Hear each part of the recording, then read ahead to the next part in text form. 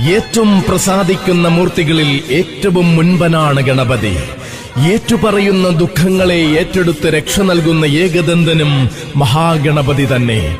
ഏത്തമിട്ട് വണങ്ങുമ്പോൾ ഏതു ദുഃഖവും തീർത്തു നൽകും ശ്രീ മഹാഗണപതി. തുമ്പിക്കരം കൊണ്ട് ജീവിത തുമ്പങ്ങളെ നീക്കി സർവരക്ഷ ചെയ്യുവാൻ സിദ്ധിബുദ്ധി വിനായകൻ തന്നെയാണു രക്ഷ. ശ്രീ മഹാഗണപതി തന്നെയാണ് ആശ്രയം. മനസ്സറിഞ്ഞ് വിളിക്കുമ്പോൾ മടിയില്ലാതെ പ്രസാദിക്കുന്ന മഹാദേവ പുത്രനാണ് ശ്രീ മഹാഗണപതി. എഴുതപ്പെട്ട പുരാണങ്ങളിലെല്ലാം ഇതം പ്രഥമമായി വർണ്ണിക്കപ്പെട്ടതും മഹാഗണപതിയെ തന്നെ. ഇന്ദുകലമുടിയിൽ ചൂടിയ ശങ്കര ഭഗവാന് പൊന്മകനായി ലോകത്തിൽ വിഘ്നം തീർക്കുവാൻ പിറവികൊണ്ടതും മഹാഗണപതിയാണ്. ഗണങ്ങളുടെ അധിപനും സിദ്ധിബുദ്ധികളുടെ ഉറവിടവും മഹാഗണപതി തന്നെ. ശൈവശാക്തേയ വിശ്വാസങ്ങളിൽ പ്രഥമ പൂജനീയനായി മനോദുഃഖം തീർക്കുന്ന മംഗളമൂർത്തിയായി വാഴുന്നു